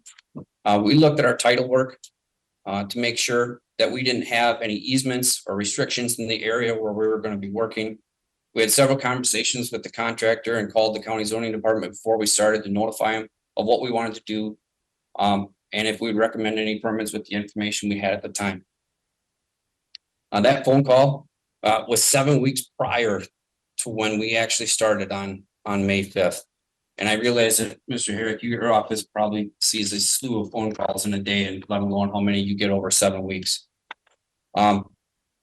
We realized that after the first day the bill came in and we had a conversation with Mr. Herrick that we had a chance to have more than what we anticipated, and wanted to make sure that we followed the procedures to be compliant and stay on track with, including coming down to get the fill permit, of which we did, which we were told no, which we were given option B, and then we followed through with that immediately afterwards too. We've talked with several county officials, including Mr. Herrick, Mr. Schultz, Mr. Myrie, Mr. Weiser, not you, sir, Mr. Weiser, but Jason Weiser from the township. And most recently, we've had a couple conversations with Mr. Walters, and then have invited Mr. Hefner down to come and see our property just this week to get an eye on what the site looks like. We've done everything we've been asked to do, and I'm sure that you would agree that we've worked with you and remained in compliance this entire time. We're comfortable saying that with respect to everyone here in the situation, that I feel like we followed the steps we were supposed to in our best knowledge as property owners. We're not contractors that do this every day, and we've done the best we could. Sure. The last thing I would say before we go through the maps is that I did talk to Kurt Murray. Kurt Murray is a neighbor over there. He gave me permission to give you guys his name and privately his phone number to any one of you that wishes to talk to him about how the site has been maintained, how we've kept up the road, how we've kept the road clean and the amount of work we've done to make sure that everybody back there is not going through what they went through when the horse track addition. I mean, that's a lot. I mean, we're nothing compared to that. Don't get me wrong, but you know, we know the neighbors back there. You know, we're friends, so we want to make sure that it's a good situation for everybody. The maps that you have here, you want to run through this first page here. Just shows our property. Our property is that piece in the middle there. Our house is on the right-hand side of property 08.0124.004. And over where the black line is, that shape over there is the site where we're working on Hickory Lane there. And then the red dot is where the city utilities were put in when they came to the horse track addition. Next page. And again, none of these are to scale, obviously, but the red line shows approximately where our flat area was to begin with, where that property was unchanged. And the black area shows like where the ravine is, where we're actually trying to fill in, change the water grade, make things better. And then obviously with the city water and sewer in there, you know, the intent to someday maybe make it a buildable lot if we want to. The next page then, one of the things that we had to submit as part of our application was an environmental plan. So this is just to kind of show you some of the things that we've done. I know it's kind of hard to see the orange line right on Hickory Lane there, but that orange line represents about 125 feet of silt sock that we put out on the road to protect the road. Like I said, the grade from previously what happened does still grade towards the road, and we're working on that. We've actually taken some of that off and cleaned some of that up. But we wanted to make sure that we protected the road. The black mark, again, is just a location of the site. The yellow line is actually something I know Mr. Herrick has commented on it before. With the stuff that we've brought in, we wanted to make sure that we're keeping good track and a clean site. So we put up a berm with anything we've had there to alleviate any water from rushing over the edge. If we did get a heavy rain, to try to control where the water is and to try to protect the site. The two red lines right above that are the two silt fences that are towards the top. We're not actually putting fill over there, but there was some fill from when we scraped stuff off that spilled out over there just a little bit towards the edge. So we want to make sure that we, put some silt fence there. The first smaller line represents the silt fence I first put in, and the second larger line represents the second silt fence that I put in after recommendation, Mr. Herrick. And then the silt fence we put all along the bottom edge, down on the bottom there to stop the silt from running through. And then the last page there represents, again, the black is the work site where we're at. The big red dot is where the culvert empties onto our property. The little red dot on the other side of the street is where the catch basin is to catch the water runoff from the front yard of the neighbor's property, of which again, I'll say there's not a whole lot of water that comes through there to begin with. The yellow line represents the culvert that we're going to add that we've discussed with Mr. Herrick, and we've actually found out today that, you know, we do have the culvert and we do have a contractor hired, and that he will come. We're hoping next week we can pick the day to come in and he'll have that done, which then we can come back in there, mat the ground, finish grade that piece of ground and start seeding that piece of property there. The purple represents like after we put this culvert in, we're going to put kind of a catch basin of rock down in there, different size rock to help catch the water that comes out of the culvert, slow things down. And then the gray line represents basically the water flow. That's the natural flow of where the water was going to begin with. In this project, we're not changing the flow of water. We're not adding any more water to the property or flow. We're simply trying to make it a more environmentally friendly piece of property, fix damage that's been done from years of erosion there. And then obviously, since the city put in sewer and water hookups, you know, someday it would be a wonderful opportunity for us.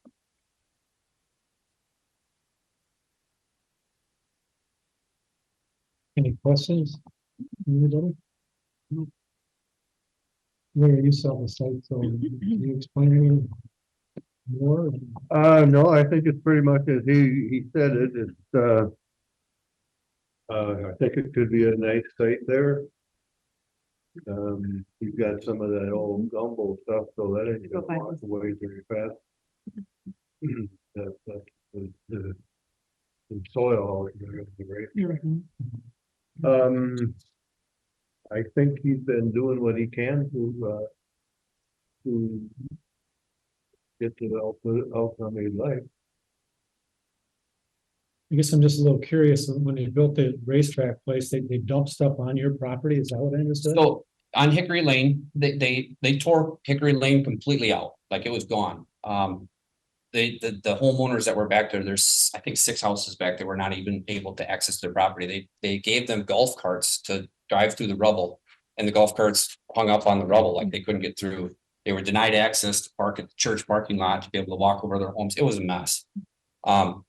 And then adding the second road off of Hickory Lane is Hickory Court to add back to, there's 3 new properties back there that were part of the horse track addition.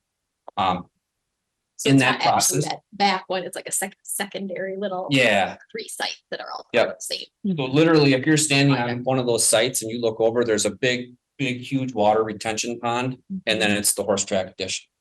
So they just added these, I don't know. It was part of the plan, I guess, and when they went through and did the project.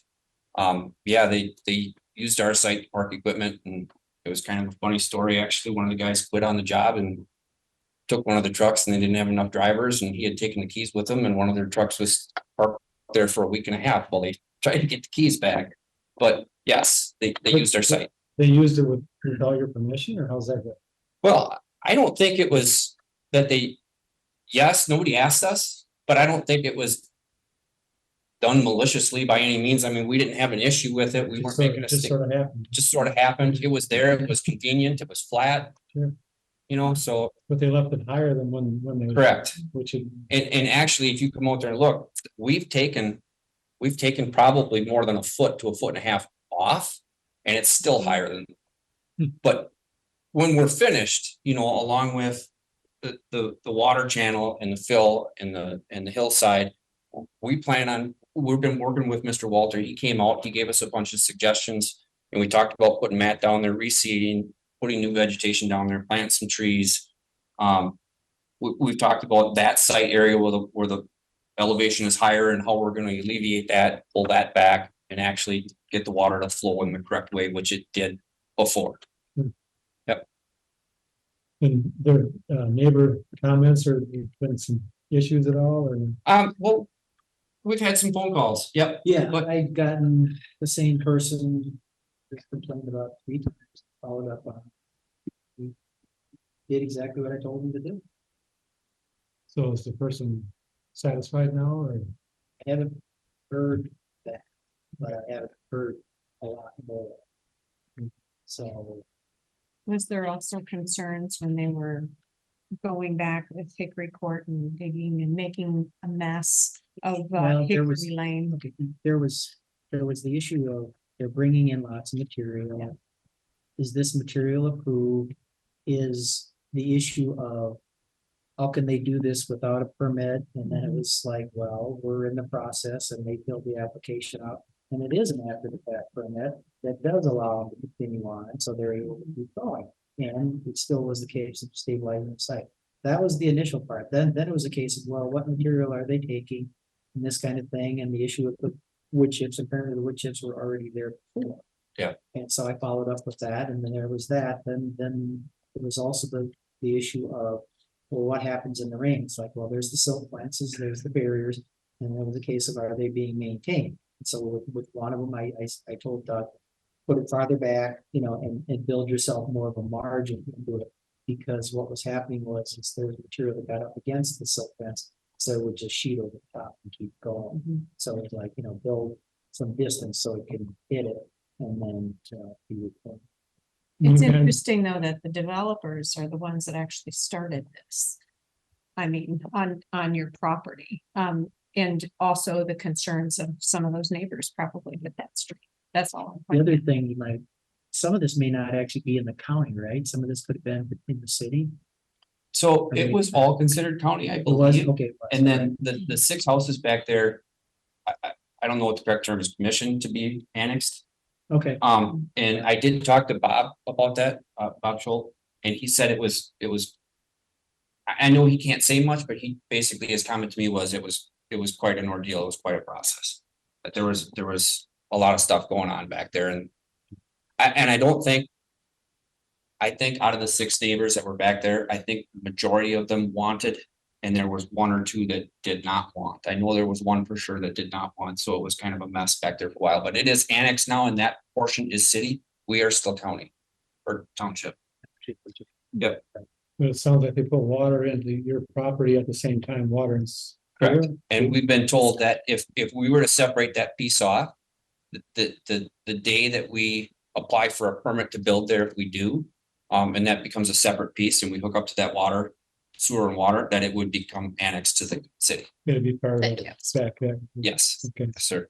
As soon as you build, you're in the city. Correct. That part will be. We still like, because we would, because like I said, we would still, whether we're city or county, we have 5 acres there, or township, sorry. We would 5 acres there, we would section off at a minimum of 1 acre. And then that would be city. Yep.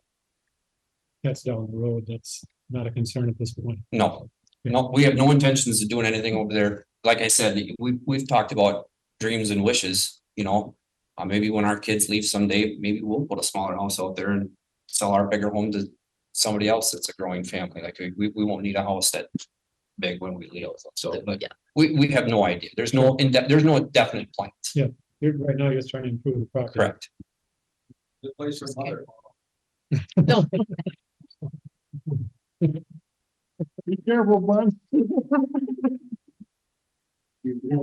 When you handed us a letter, the person that wrote in, and I can't find mine. You wanna, While you're looking that up too, I just thought I said there was another packet that was handed out too, and I just want to show you. This was, and I talked to Mr. Herrick about this morning. This was in the recommendation section of our application. I wasn't 100% sure if I had to re-answer those questions or not, because the majority of that was in the permit application, but I did anyway. And then there was record, you know, like our legal description and the phone call and stuff like that. Yeah. So that just is what it is. Part of it. I just want to make sure that we add that. so is this brought up in the same person? Yes. Okay, so it's kind of continuation. Okay. And it seems like you're trying to address all those concerns is what it seems to me. They've been very responsive. Like, What do you do for a living? I'm a shop teacher at Central High School. It had to be. Why is that? I've never seen anybody so organized. Oh, well, thank you.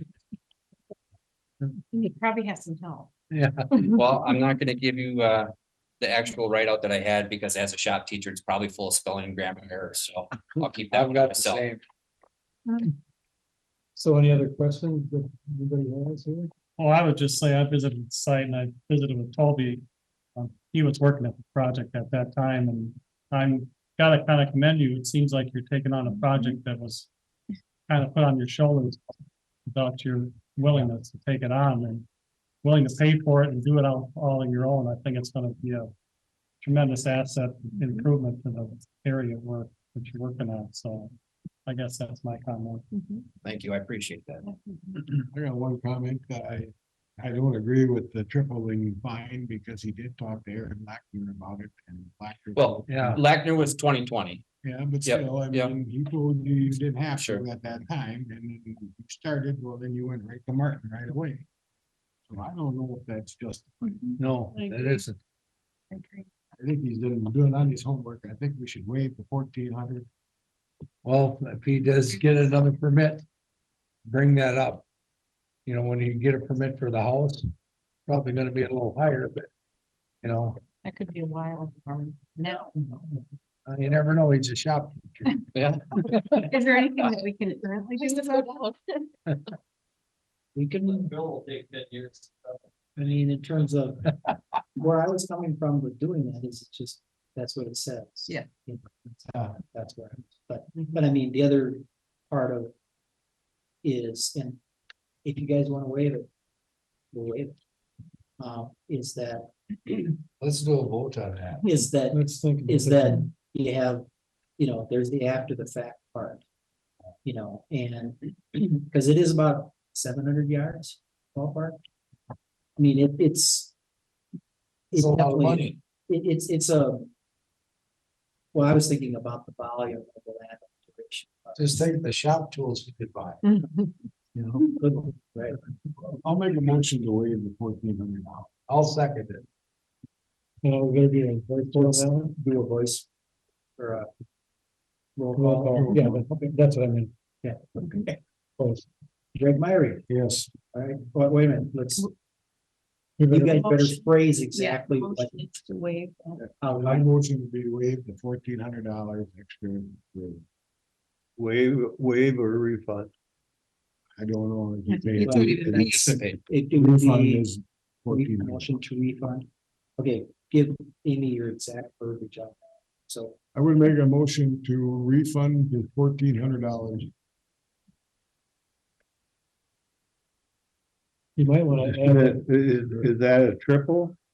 the 1,400 is, right, it's a $700 for conditional use. So then it's actually, $700. No. Well, it's- 14 is- The total is triple. Total is $2,100. Okay. Yep, it's 700 and then the additional 14 is 14. the- Right. okay, 14. got it. Yes. That's, right. one thing I might suggest, we might wanna put in there, since initial contact was made. Before. Before the project. Is that right? Yep. So that's why you're We need waiving. That's a reason for waiving it because there was contact made in 2020. Yep. We just kind of evolved in. It has to have a reason, isn't it? I guess. yeah. You bet, you gotta have that. And then we just make a resolution to give it to his girlfriend. I'm against that resolution. They'd give it to you. I'll split it with her. So do you wanna, is that what you wanna phrase? Yeah, that'd be my motion. Well, let Amy read it back. Read it back Make to sure me. you're exactly the same. Makes motion to refund the. Initial contact made in 2020. That work Yep. for everyone? Yeah. That's pretty good. And you seconded? I something? second it. Okay, Wayne did, okay, Okay, so now we'll do a roll call vote based on Greg's proposal. right. Greg Myrie, Yes. Cindy Wright, Yes. Wayne Feldmeyer, Yes. Ed Hamel, Yes. Jim Weezer, Yes. Larry Hoffman, Yes, Josh Graham. Yes. It paid for you to come to this meeting. Thank you. I'll make a motion on the findings that we got. I think. Well, we better. Sorry. yeah. I think we do need to go to. Yeah, there's not a, there's 8, 9, and 12, 13, and 14 we need to take out, correct? All those in favor of removing those findings, from the presentation, say aye. Aye. Opposed? What are we actually doing, or what are we? What is the outcome gonna be that's gonna allow them to do? If everything goes correctly. Yep. They will get a conditional use permit to allow substantial land alteration. Because, So we gotta define substantial. and we have, that's in, Okay, all right, and the definition of steep, and we've already put that in. and that's part of And they've submitted part of the what we- conditions, what we that needed to will see. be For the 30% restoration, part of the, that'll be part of the condition. yes. Okay, all right. Before we start, would you describe what your finished project will look like as far as that bank? Yes, sir. It's so. If you look at the. If you're to look at this map right here, Yes. the one that like the environmental plan. Basically where that black area is the work site, that'll be graded down to no more than 30%. Down into to the bottom of the valley, if that's what you want to call it, to the bottom of the hill. We plan on matting it, seeding it, putting vegetation back in there. Our goal is to slow down the water coming through there that runs down that way. The purpose of the culvert is to bring the culvert away from, because it's literally like 2 feet off the road to bring it down. It's gonna be down about 35 feet off into the right-hand side into a collection of like a collection basin, basically with different size rocks to collect the water that comes out of there. We do plan on bringing in some black dirt. We brought in a little bit of black dirt already to go over the top of what's there, and then mat it, seed it, and return it back to vegetation, plant some trees. Mow it, maintain it. And we probably wouldn't mow it for a while. I mean, we'd let everything come up, but. Yeah. But What are the chances, this is just an inquiry, what are the chances of you getting more fill from basements being dug? I think the chances is good that we could get whatever we wanted if we want. Okay, Just had a call last night at 11 o'clock, a guy who's been out for another 50 loads. They wanted to know if we'd take it, I said, well, let you know after the day. We just have to know where when we get to that stopping point. another 50 loads? Doesn't mean a whole lot because that gumbo is, you get half load sometimes, you get the same. Yeah, that's the one thing that the loads that are coming in there, it seems like. You're sure there's been some trucks, but the trucks are not completely full because it just doesn't slide out. I've lived around that area and that can't get it in the truck. When you do, you can't get it out. You're limited to as much fill you can put in, as you're gonna start entering into the wetland. Right. Correct. Yeah, we're not going there. Sure. Basically want enough room on the top. For a building area and then. Slope. Yes.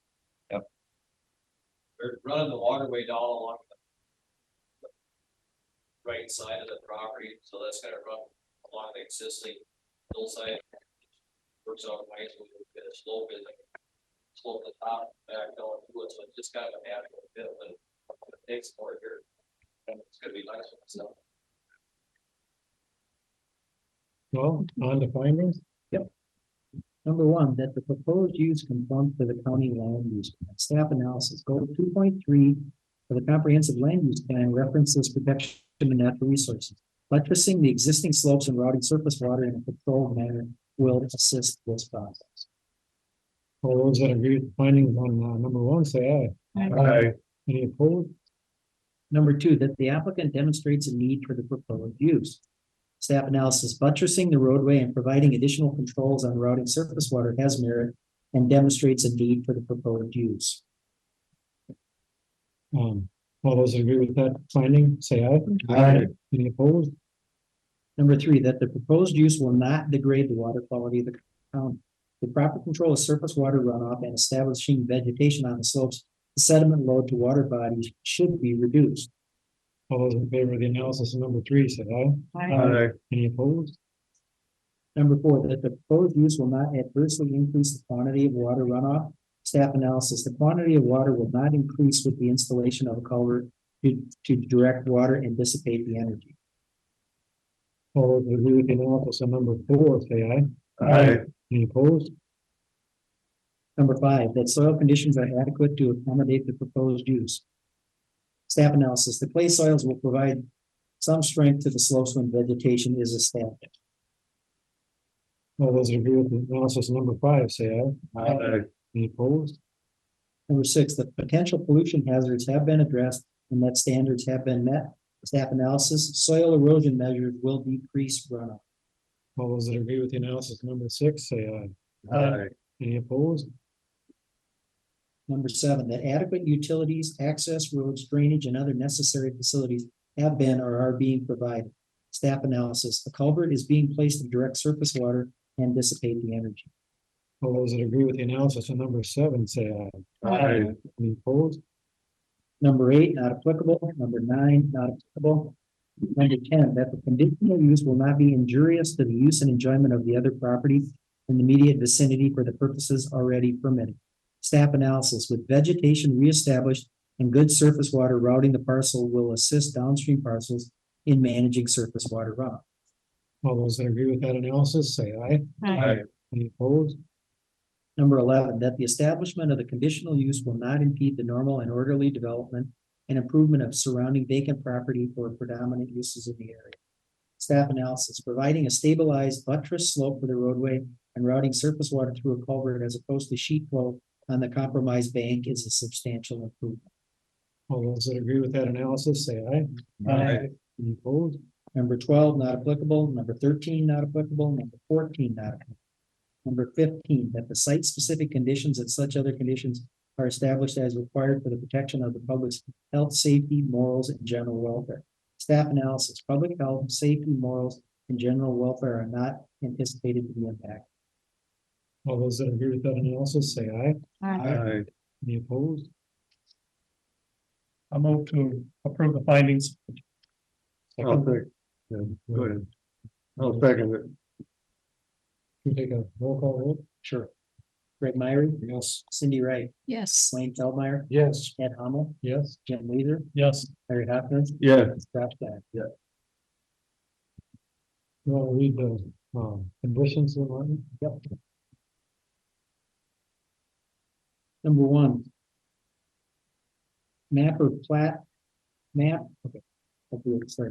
Application for a land alteration conditional permit shall be subject to the requirements of section 6 conditional use permits. And that's basically what these are of this ordinance and shall contain the following additional information. Number 1, map or plat of proposed area of land alteration. Number 2, legal description of land to be altered. Number 3, nature of proposed alteration or upgrade estimates of future use of the property. Number 4, starting date and approximate completion date of the operation. Number 5, the name of all owners of the land to be altered. Number 6, the names and addresses of all owners and occupants of the adjoining land that may be affected by the land alterations. Number 7, the permittee shall comply with all federal, state, and local laws and regulations. Number 8, the county may enter onto the premises for reasonable time and in a reasonable manner to ensure the permit holder is in compliance with the conditions and all other applicable statutes, rules, and ordinances.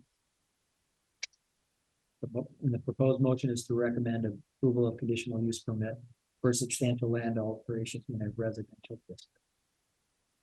Would someone like to make a motion to move this onto the board?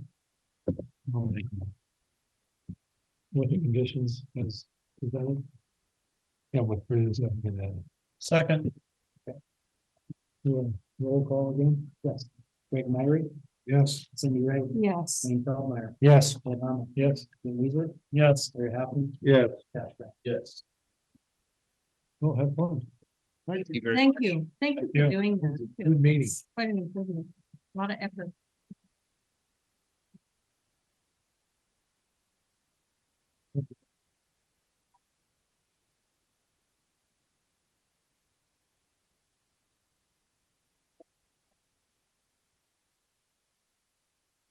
Thank you. Good luck.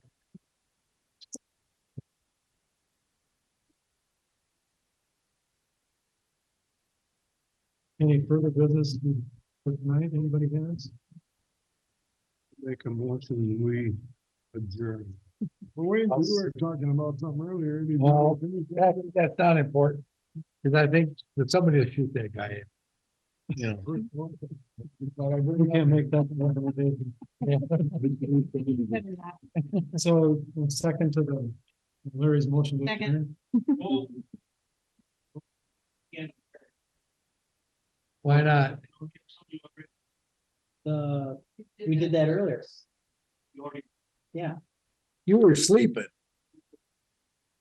Yes. yes, Which one? Elaine Copiers plan?